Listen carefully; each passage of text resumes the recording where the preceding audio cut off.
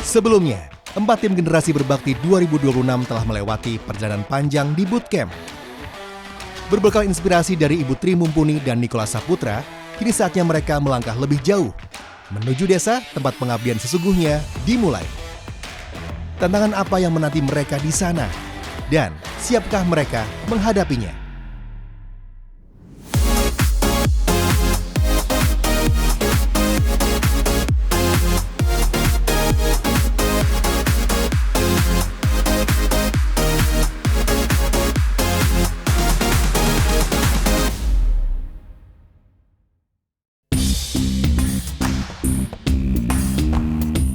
Let's go. Seminggu berada di desa mengajarkan banyak hal, bahwa pengabdian bukan dimulai saat program dijalankan, melainkan sejak langkah pertama mereka menyapa warga, ikut bekerja sama, mempelajari tradisi setempat, dan mendengarkan setiap cerita. Dari sanalah kepercayaan mulai tumbuh, dan pengabdian mereka benar-benar akan dimulai. Namun, 1 minggu berada di desa, mereka baru menyadari bahwa tantangan terbesar bukan datang dari program, melainkan dari diri mereka sendiri.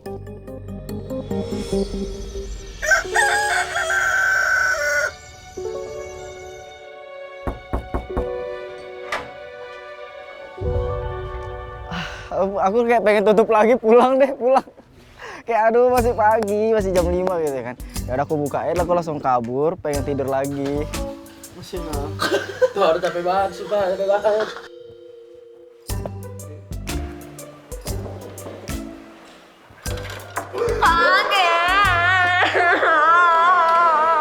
Aku kaget. Aku kaget banget. Tiba-tiba, Mbak, ada kamera.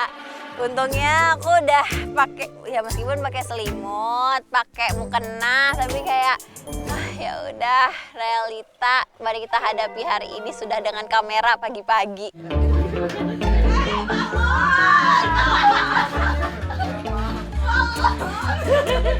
Bangun atau bangun? Kalau pagi, kebetulan aku susah bangun. Aku nggak tahu kayak setiap pagi selalu dibangunin. Van, bangun. Ya udah aku bangun, pindah ke sofa. Paling nanti dibangun lagi pas, ayo sarapan gitu. Masya Allah. Kaget, tiba-tiba digerebek. Wah, cuma kan nggak mau gitu sendirian gitu kena kamera. Akhirnya ya udah yang lain kita ikut bangunin. Tiba-tiba kamera ngecorot ke muka itu kayak, apa nih? Jadinya untung ada selimut, jadi bisa sembunyi di selimut.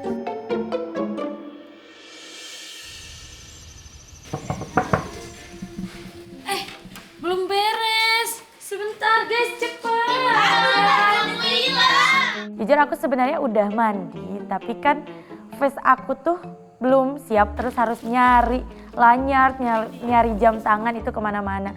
Sedangkan si Putri tuh masih yang nyetrika kerudung, Zara yang masih bolak-balik kamar mandi buat ganti baju, Mega yang sibuk dengan make up-nya itu benar-benar rusuh segala macam. Guys, cepat, udah kesiangan. Aku pikir kayak masih lama juga sih untuk kumpul. Ini Laras ketok-ketok tuh ceritanya. Wah, tiba-tiba ngebuka. Buset, akhirnya kita di sana panik, terus ya siap-siap cepet-cepet. Jadi sana juga Laras ngomel gitu kan kayak cepet ini udah jam berapa, lalalala gitu. Dilpati, udah jam berapa ini? Kamu mandi lama banget gitu. Bangunnya itu jam 8 lewat gitu. Telat banget sih, aduh. Perkenalkan, nama aku Laras Monika. Aku asal dari Ngawi dan di tim Pelita ini aku sebagai leader. Berbeda suasana, berbeda pula cerita paginya. Jika 3 tim memulai hari di kawasan pegunungan, tim Universitas Gadjah Mada justru menikmati pagi di pesisir Desa Wisata Kreatif Terong tanpa huru-hara. Karena pulangnya malam terus, jadi waktu istirahatnya sekarang benar-benar baru kerasa lelahnya, bangunnya agak kesiangan gitu hari ini. Ini aja juga baru bangun pakai kayak gini. Langsung lihat jam kok udah 7:30, sedangkan hari ini tuh kita ada full kegiatan setiap orangnya, udah dibagi-bagi. Bensin nanti pembagiannya, Be. Pembagiannya? Nanti yang ke rumah Magot berarti Vero, Iqmal, Faruk, Mas Noval ya, Mas Noval. Tiap pagi itu sehabis makan kita kan sembari merecall atau diskusi yang kurang-kurang semalamnya. Kami juga membagi tugas supaya hari ini tuh teman-teman nggak lupa gitu. Untuk Uzi sebagai pemimpin di Laskar Selasik tentunya, dia sebagai leader menurut aku sangat oke lah dibanding teman-teman yang lain karena teman-teman lain mempercayai Uzi sebagai PIC. Kalau untuk berbeda pendapatnya, aku pernah memberikan pendapat tapi Uzi nggak percaya pendapat itu aku yang bener. Sekali-sekali lah kamu percaya sama aku.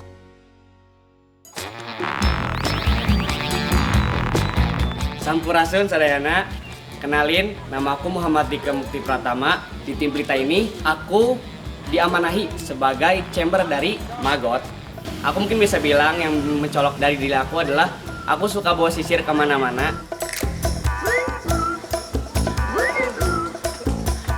Untuk yang terlambat ada 7 orang, terus habis itu dendanya 10.000. Biasanya itu dikumpulin ke bendahara sebagai kas untuk belanja, biasanya buat makan, buat beli sayur. Sok, mana 10.000? Ayo siapa aja ya? Nih bertiga 10.000. Waktu udah mau bayar denda, ini teman-teman yang lain kayak Delpati sama Dika, literally ini para lanang, tiba-tiba bilang, aduh uang aku ada di kamar. Aku lagi yang bisa menjadi penolong untuk mereka. Urusan aturan, tim Pelita dan tim Katalis punya cara masing-masing. Kalau tim Pelita punya denda untuk yang terlambat, tim Katalis punya 16 aturan yang harus dipatuhi. Sanksi. Bagi yang melanggar kesepakatan, maka harus membersihkan kamar mandi atau area rumah. Jika 3 kali melanggar, membayar makanan tim 1 hari. Peraturan di basecamp kami itu disusun sama 3 orang pengurus inti, yaitu ada Divani, ada Ami, dan juga Talita. Menurut aku ada salah satu aturan yang aku paling gak setuju. Salah satu aturannya adalah yang kita dilarang keluar malam di jam 10. Dan juga yang susah untuk dihilangkan adalah ngomong lu dan gue. Dari tadi ya lu gua jadi aku kamu banget. Buat aku itu agak sulit. Itu benar-benar cuman kayak cringe, tapi kayak ayo yaudahlah. Masak, Sarah, Irfan, Ami. Mas, ayo dan cepet. Mama, ikulah airku. Mas Adip tuh kalau mandi lama banget, gak tahu dia di kamar mandi ngapain. Terus Mas Adip bilang gini, gak kerasa anget nih, lah emang udah lama udah aku tinggal di situ, tapi itu airku. Aku belum ada niatan buat mandi karena kan awalnya sakit perut. Ternyata airnya kok agak lebih hangat. Ternyata itu airnya Regina dan karena udah terlanjur ya udah sekalian mandi deh. Dan di situ Regina marah-marah. Air angetku ya. Ya udahlah, gak apa-apa. Untung Mas Adip. Atau enggak Ami sama Dava pergi, ntar Abi aja yang ambil. Kan kalian mau ke pasar kan? Abi sama aku yang ke pasar. Oh, kirain nama Dava. Oke. Abi, yuk sayang. Ambil motor dulu. Ke pasar. Yuk.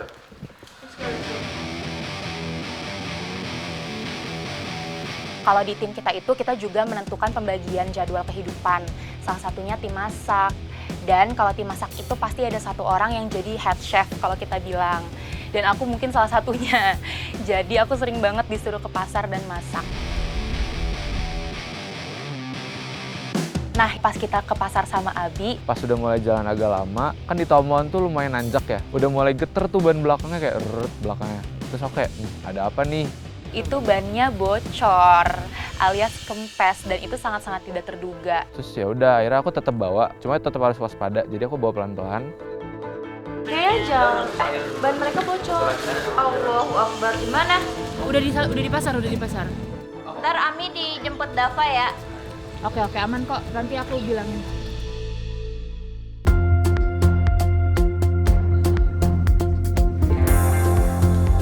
Bannya bocor ya, jadi harus datang ke sini buat jemput kami karena kami itu yang masak.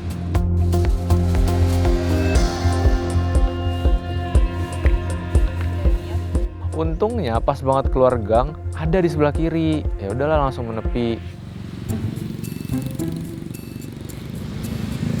Terus dicek, dibenerin, baru aku lanjut lagi pulang.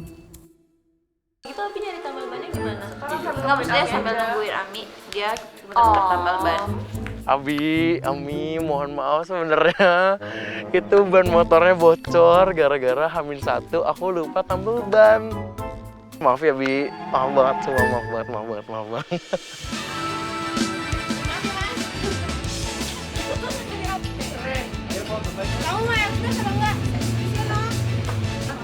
Dari program kerja yang penuh tantangan, urusan sehari-hari ternyata cukup menguji. Kita dari awal pun ketika survei ke sini, carinya ya tempat laundry. Kayak nggak ada plan buat, oh nanti aku cuci baju deh. Sementara tim Amerta menyerahkan urusan cucian ke laundry, tim Laskar Selasik masih harus mencuci baju mereka sendiri. Kadang-kadang tuh cuci itu pakai mesin, semuanya pakai serba digital gitu kan. Nah kalau di sini tuh kita kayak bener-bener full manual gitu, full sendiri gitu. Jadi lebih banyak gerak gitu, tapi jadi enak.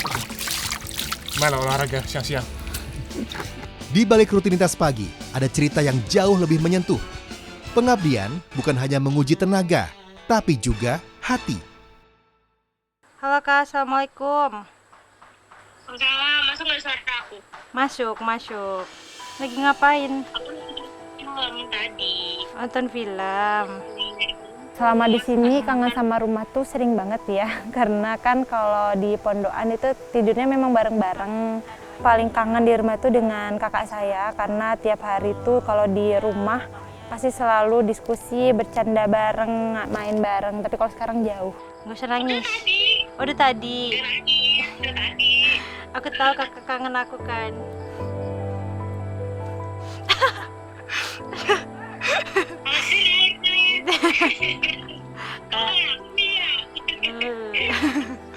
Yaudah gitu aja. Assalamualaikum. Bye-bye. بس ما اقدر اروح بيت عشان بعد 6 أغسطس المدرسة خلاص mulai. Dulu tuh agak kurang deket lah sama orang tua. Cuma tahun kemarin pas ada yang meninggal di keluargaku, bapakku, akhirnya aku harus balik pulang gitu ya. Dari situ mungkin udah mulai deket lagi. Kebetulan ini 1 tahunnya ayah, jadi harusnya itu aku pulang, cuman kan milih ngabdi di sini. Kan lama ya nggak pernah ketemu ya. Ya apa ya? Ya kan kita hidup tuh milih gitu. Jadi nggak bisa semuanya diambil. Gitu. Untuk Sam, prosesmu cukup berat. Dirimu menyimpan banyak luka. Aku tahu suara tinggimu, suruh spotlight yang kamu bangun, itu untuk menepi semua luka. Cuman pesanku adalah, buatlah dirimu senang, lebih lihat lagi dirimu tuh maunya apa. Menunjukkan bahwa ada luka atau ada celah di salah satu mentalmu tuh bukan hal yang buruk kok, daripada kamu untuk menutupi semuanya. Setelah tangis haru selesai, kini saatnya tim mengalihkan fokus pada tujuan utama mereka. Memastikan setiap program benar-benar berjalan. Karena udah siang, jadinya jam 7, sekarang jam 8 lewat, jadi langsung kita mulai aja. Aku melihat sosok Laras itu sebagai ketua tim yang sangat penyabar tentunya. Dia juga merupakan perempuan yang tangguh gitu ya, dan bisa mengayomi semuanya. Sebelum briefing dan mulai kegiatan pada hari ini, Dia bisa ngertiin semua anggota timnya. Dia benar-benar semuanya tuh didampingi sama dia, dibimbing sama dia. Terus kalau misalnya kita butuh apa-apa juga, ya tetap larinya ke Laras. hari ini sesuai yang semalam. Jadi untuk bagian chamber, kita melihat dari kemampuan setiap orangnya. Misalkan yang magot, karena udah ada pengalaman di bagian magot, jadi diposisikan di chamber itu. Si magot tetap di sini, tetap di homestay. Terus yang FMCK jadi mau revitalisasi.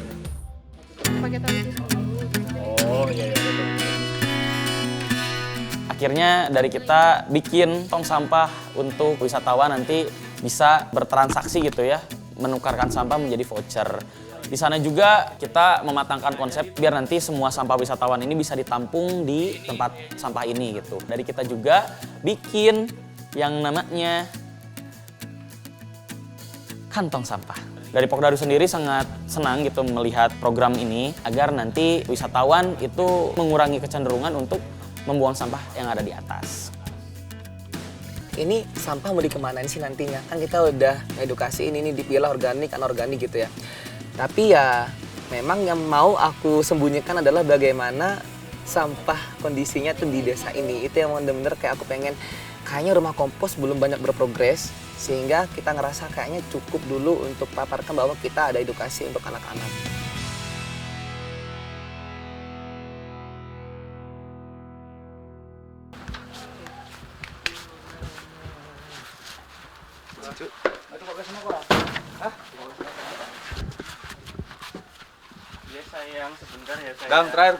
Setelah sarapan tadi kita loading bahan yang sudah kita beli kayak semen, terus jaring-jaring itu di loading ke pick up terus dibawa ke lahan tempat kita bangun.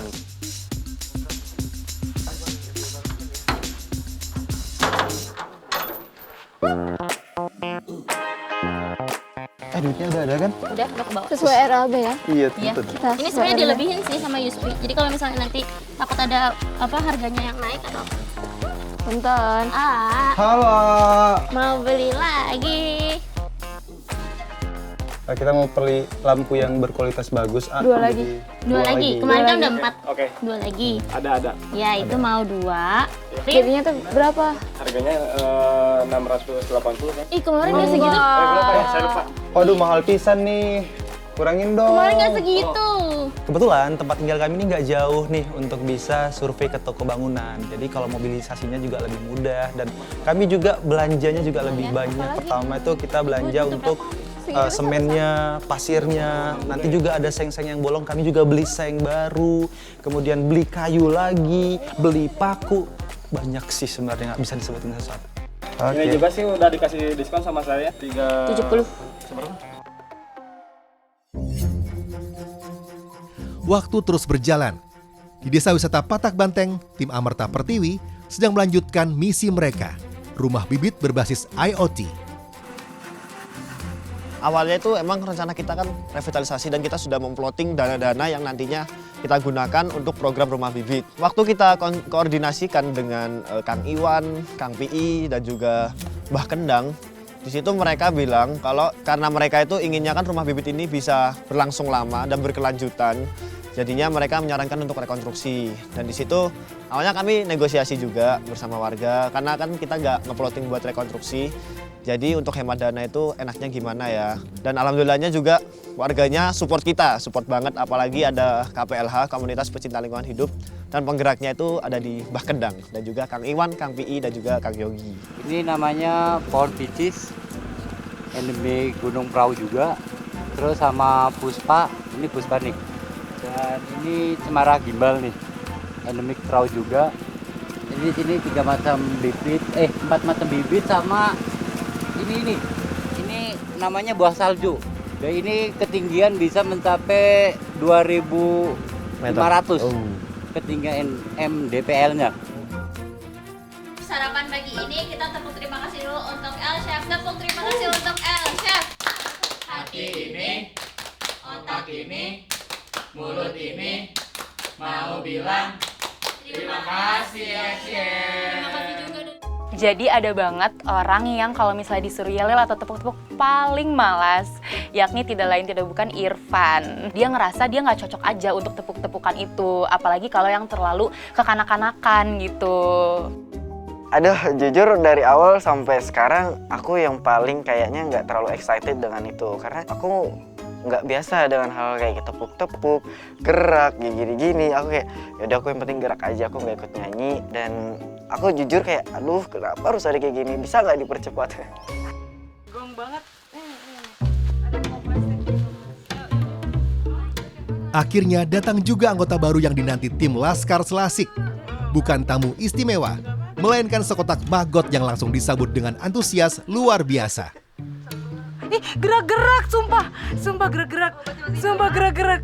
Untuk beli magotnya sendiri itu kan belinya online, dibawa dari Jawa ke Belitung. Dan alhamdulillahnya paketnya udah sampai ternyata. Telurnya tuh baby magotnya udah menetas itu. Hari itu, maggot jadi pemeran utama. Di saat Uzi dan tim Laskar Selasik heboh melihat magotnya bergerak, beberapa ratus kilometer di desa wisata situs Gunung Padang, Yusfi dan Dika mendapat kejutan yang berbeda.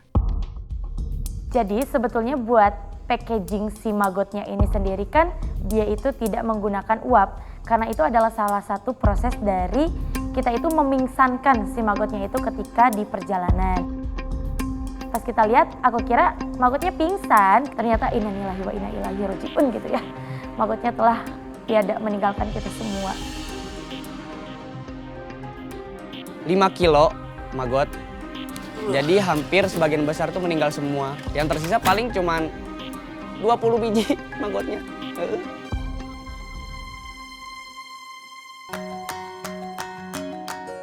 Dari upaya menjaga alam, perjalanan berlanjut pada upaya mengangkat potensi produk UMKM.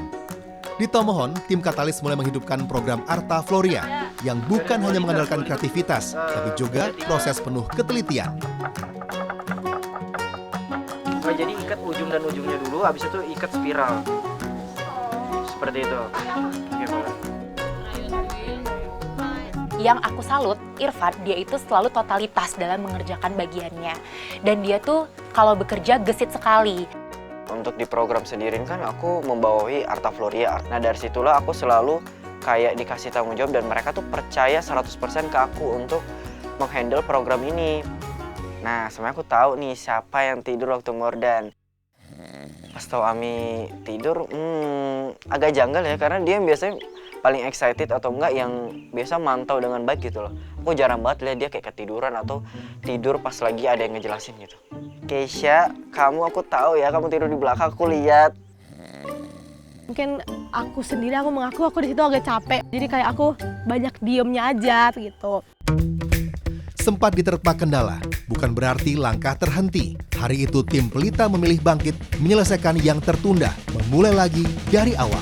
Kami dari tim Eko MCK akan melakukan revitalisasi di RT 03, Kampung Ciwangun, Dusun Gunung Padan. Kita akan bagi menjadi 2 tim, ada yang akan merevitalisasi baik itu untuk menghaluskan, memplester, dan ada juga yang akan membersihkan.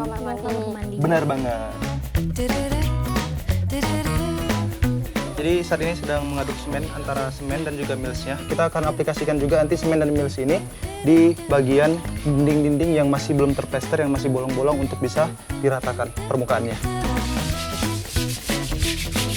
Jadi di sini kita bersih-bersih toilet karena letak toiletnya itu dekat dengan wisata situs Gunung Padang. Jadi kita bersih-bersih sekaligus melengkapi beberapa amenities, contohnya seperti sabun cuci tangan. Kita bisa melihat sendiri ya kondisi dari kamar mandinya, bahwasannya sudah terjadi kropos karena disebabkan oleh jamur. Ada kesulitan juga ketika kita merevitalisasi terkait melakukan plesternya ya, karena dari dinding-dindingnya juga udah rompal sehingga kita perlu ekstra tenaga untuk bisa memplesternya. Buat aku pribadi sebenarnya semua program itu berjalan sesuai timeline biar di akhir itu kita nggak terlalu sibuk dan terburu-buru dikejar program yang belum selesai. Kalau kita tidak segera revitalisasi, ini bakal menjadi bisa dibilang roboh karena terkikis sampai nanti mungkin kamar mandinya tidak layak lagi digunakan.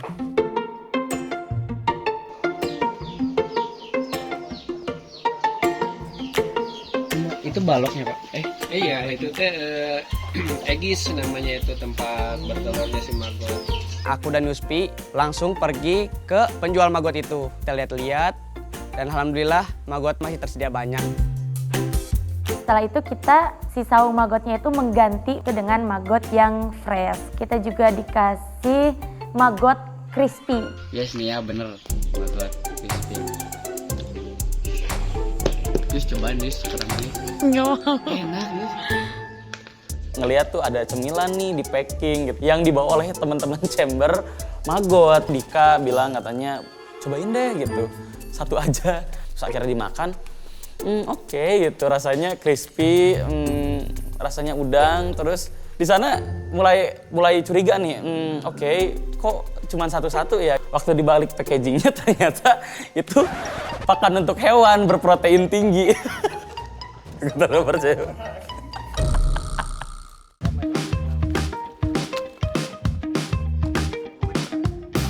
Tak ada waktu untuk berhenti. Sementara tim Pelita kembali mengejar ketertinggalan, di Belitung tim Laskar Selasik juga tengah berjibaku membangun rumah magot mereka.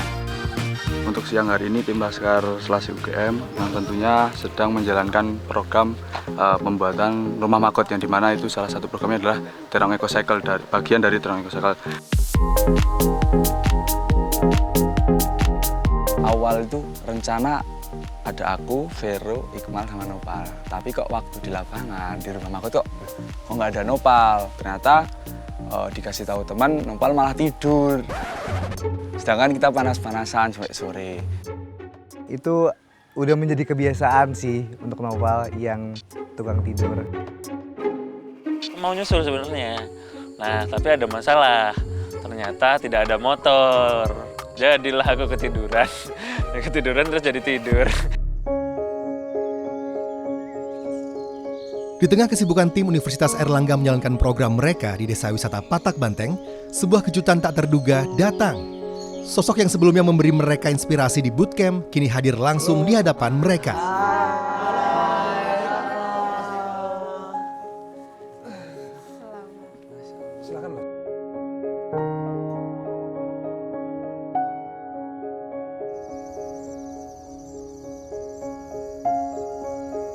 Jadi maksudnya anaknya ditinggalin di rumah yang di usia di bawah 5 tahun. Dari 40 itu yang bekerja di ladang saja berapa persen? Kemarin itu sekitar 64. Kalau misalkan posyandu, itu mereka banyak yang nggak datang kalau nggak dapat apa-apa, kayak gitu Mas. Itu yang bisa diukur, yang nggak bisa diukur ya opini pribadi yang tanpa landasan yang cukup kuat gitu. Kalau melihat kekompakannya mereka, saya rasa saya cukup optimis ya melihat bagaimana cara mereka bekerja. Mereka sebenarnya punya potensi untuk bisa lebih solid lagi, karena yang mereka butuhkan tidak hanya support, tapi juga bagaimana program itu bisa di-challenge di level ideation sehingga lebih matang dan lebih solid. Tak hanya menyambangi posko KKN, Nicholas Saputra turut melihat langsung bagaimana tim Amerta Pertiwi menjalankan program-program mereka. Oke, jadi kalau ini tuh program salah satu dari rumah kompos, kita tuh nggak cuma memang menyelesaikan masalah yang di rumah sampah, di ada rumah sampah, kita pengen edukasi ke anak-anak tuh juga berlangsung, mau mulai dari kecil lah. Dan ini memang salah satu request warga kebetulan. Kita habis keliling banyak dan mereka minta kayaknya mereka butuh kayak anak-anak diberikan edukasi lah seperti itu. Ini bisa dilihat ya Mas ya, ini anak-anak lagi ngelukis. Ya kita temakan tahun yang sekarang ini melukis mimpi. Jadi anak-anak kalau misalnya punya mimpi apa, misalnya terkait sama jadi dirinya, mereka bisa ngelukis di sini.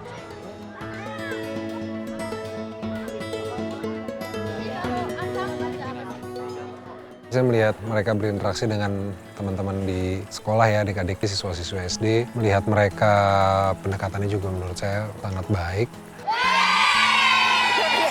Yang aku rasakan itu kaget karena aku melihat banget bagaimana kayak dia masih nyampur-nyampur warna, terus langsung melukis, ngobrol sama anak-anak SD. Setelah mendatangi sekolah dasar, kegiatan berlanjut dengan melihat progres rekonstruksi Rumah Bibit. Nah, ini jadi salah satu program kami Mas, yaitu Rumah Bibit. Yang awalnya itu kita kan merencanakan untuk revitalisasi. Nah, namun ketika kami kemarin memberikan konsep kepada warga itu meminta untuk rekonstruksi. Ini sebenarnya yang berubah sistemnya atau ukurannya aja yang nambah? Ukurannya kita tambah juga, sama sistem ini, rak-raknya kita juga ubah. Yang awalnya itu ada dua rak ini, atas sama bawah. Jadinya sekarang kita buat seperti tangga gini Mas. Karena kalau dua rak aja itu, untuk penyiramannya itu sama kena sinar mataharinya kurang maksimal. Jadinya kalau seperti ini bisa kena merata. Ya fokusnya yang di Rumah Bibit yang baru ini nanti kita akan ke pohon-pohon endemik yang ada di Desa Patak Banteng. Seperti ini, jadi selain untuk pembibitan nanti kan wisatawan juga bisa masuk. Terus di sini kami sudah, ini prototipe masih Mas. Jadi prototipe ini kami membuat sebuah QR code dan juga ada deskripsi singkat tentang tanamannya. Mungkin ketika di-scan, bisa di-scan. Nanti dia akan menuju ke website link pencarian. Nah ini sementara masih link pencarian yang ada di website. Di dalam Rumah Bibit ini, bibitnya itu hanya ada bibit yang endemik di Desa Patak Banteng. Karena mereka juga ngambilnya pun hanya ada di Desa Patak Banteng. Dari bibit itu kan mereka melakukan penghijauan dan dilakukan di Gunung Prau. Kalau memang mau dijadikan ini destinasi buat para wisatawan. Biasanya kan mereka naik gunung kan? Ya. Ini kan entry point untuk menuju ke gunung di dekat sini kan? Ya, Gunung Prau. Ini bisa dititipkan juga ke mereka. Kalau mereka memang mau menjadi bagian, asal ditemani sama guide, tahu nanamnya di mana, ya ini bisa mereka, misalnya bisa dijual ke mereka, lalu mereka bisa tanam di atas. Oh ya. Jadi misalnya kalian naik ke atas gunung, nanam, kasih lihat video. Jadi ini bisa dilakukan untuk tamu-tamu yang atau wisatawan yang datang tuh bisa seperti ini. Jadi dikasih contohnya dari ngambil bibit di sini, ditemani sama pemandu, naik ke atas gunung, tanam juga. Oh iya. Itu juga sepertinya sesuatu yang mereka betul-betul lahir dari hubungan personal antara mereka dan juga warga setempat. Sejauh ini sih sebenarnya rasanya kelihatan mereka betul-betul punya strategi, punya rencana-rencana yang memang bisa dibilang tepat sasaran. Ditunggu videonya loh. Terus kenapa kelincinya ini? Nah, selain bibit-bibit yang pohon endemik yang ada di sini, Mas, kita juga ingin mengintegrasikan kandang kelinci ini juga, Mas. Nah, awalnya karena ini masih 3 ekor ya, Mas. Jadi 3 ekor ini masih kita jadikan sebagai objek wisata terlebih dahulu, agrowisata. Nantinya ini jika sudah berkembang biak sebanyak 20 ekor, itu bisa dijadikan untuk PMT, pemulihan stunting. Tapi sebenarnya kelinci juga bisa digunakan kotorannya, ya. Dan urinnya juga bisa dipakai buat pupuk kan? Ya, pestisida juga bisa, Mas. Jadi sebenarnya bisa juga begitu. Perasaanku setelah kunjungan dan mendapatkan feedback yang sangat baik dari Kak Nicholas, sangat merasa lega dan juga bangga dengan timku juga di Rumah Bibit. Ya, alhamdulillah sampai hari ini kita berprogres dan mendapatkan ya hasil yang cukup memuaskan dengan feedback yang diberikan oleh Kak Nicholas juga. Ternyata beliau itu sangat ramah sekali orangnya.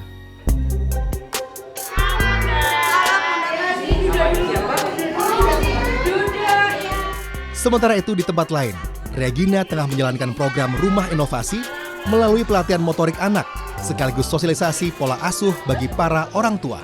Jujur kayak kalau anak nangis ya udah ya, karena memang di situ ada gurunya. Kalau anak-anak udah crowded ya, kita tuh yang bingung adalah nemuin satu nyanyian yang bikin mereka itu fokus lagi. Semangat berbagi tak hanya terasa di Wonosobo. Di Tomohon, tim Katalis juga tengah menghadirkan ruang belajar yang penuh keceriaan.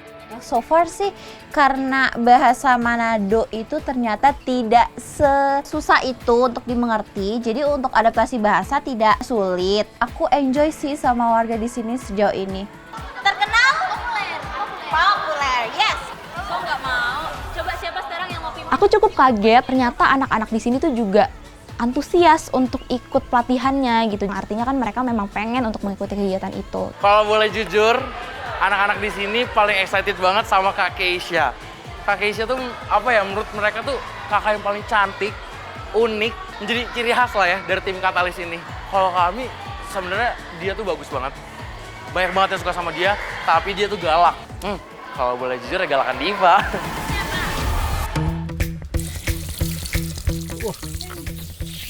Ada. Angkat dikit. Yang keran belakang pondokan yang perempuan itu tuh ternyata dia longgar. Aku juga pernah pakai lah kok coba. Tapi untungnya tuh sama cowok-cowok diperbaikin kan. Jadi ya udah oke lah.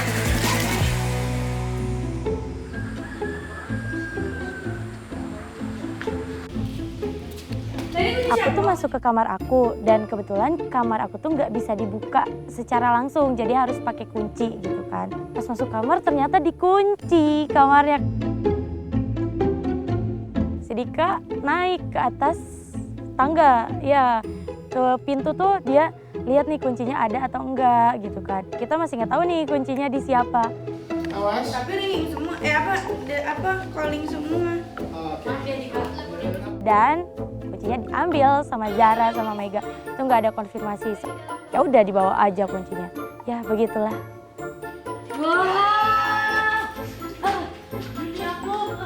Aduh, jujur kayak hidup ini konyol banget ya, kayak ada aja gitu ya. Perlahan matahari mulai tenggelam. Setelah seharian berjibaku dengan berbagai tantangan, kini saatnya setiap tim kembali ke base camp untuk mengisi tenaga dan cerita. Selamat malam semuanya. Malam, jeng. Tepuk tangan dulu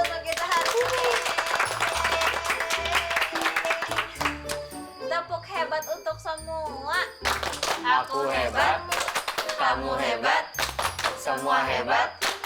Keren. Untuk Irfan dan Alka dikasih apa? Dikasih W, kasih O, kasih W.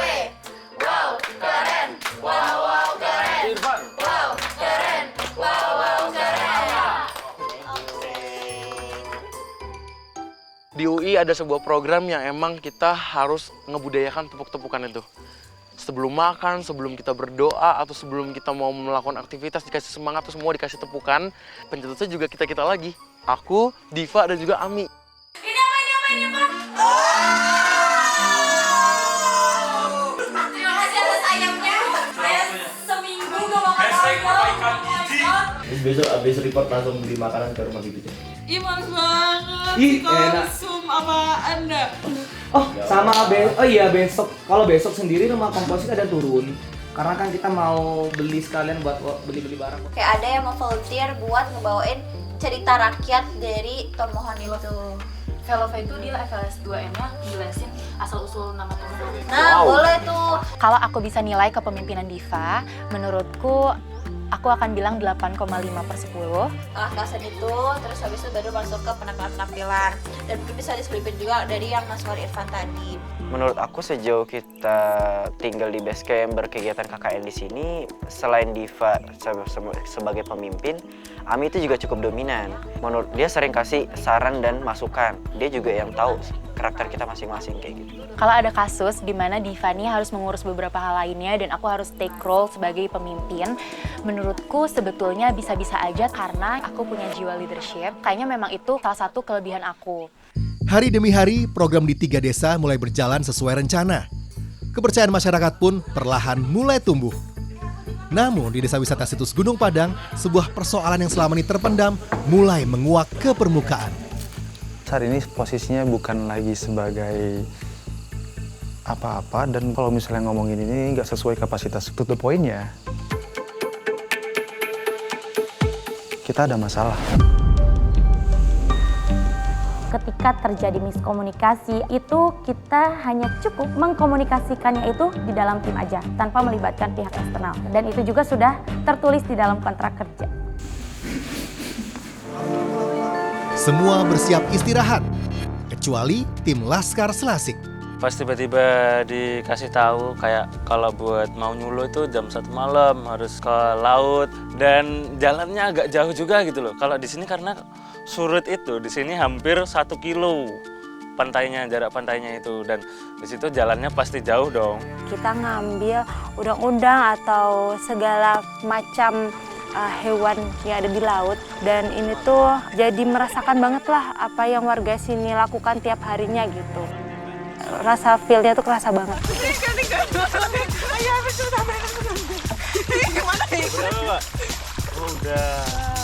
Kalau untuk kegiatannya nyulo sendiri adalah seru banget, apalagi itu new experience di mana itu pengalaman pertamaku untuk makan udang.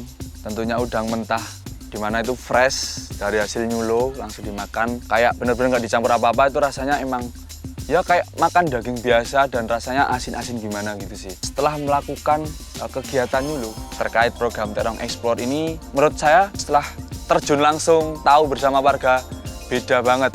Warga yang dengan jam terbang tinggi langsung dapat, tapi aku sendiri pun nyari satu aja sesusah itu.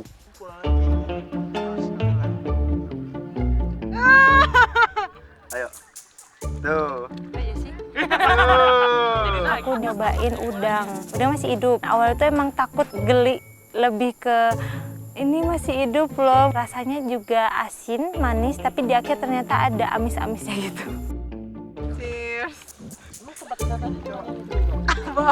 Tapi waktu pada nyobain udang itu kan aku nggak mau kan. Soalnya kayak aku kalau ngelihat makanan yang kayak nggak digoreng dulu, masih bener-bener fresh, kenyal, masih hidup gitu loh.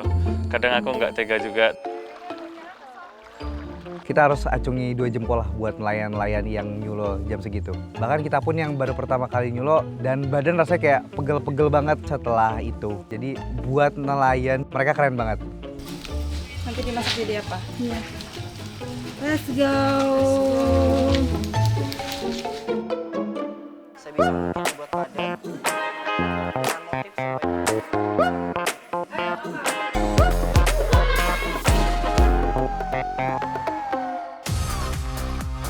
Saat 4 tim pemenang Generasi Berbakti 2026 kembali dihadapkan pada satu tujuan yang sama, memberikan dampak terbaik untuk masyarakat dan membuktikan siapa yang pantas menjadi tim terbaik Generasi Berbakti 2026. Dan the best team Gen Z Berbakti tahun 2026 adalah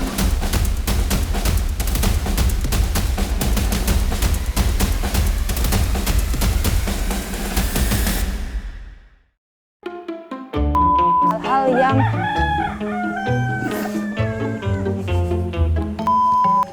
saya lebih khawatir.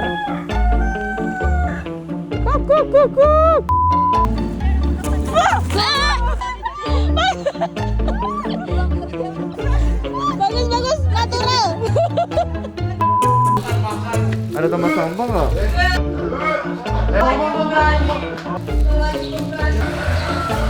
Cuci tangan dulu nggak sih? Bekas pegang tikus, pegang rambut.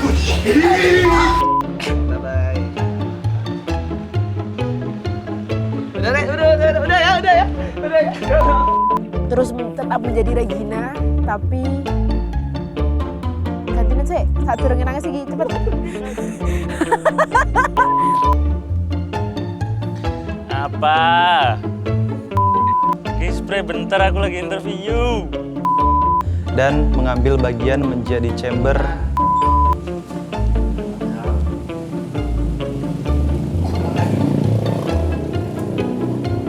Oke, saat ini kami sedang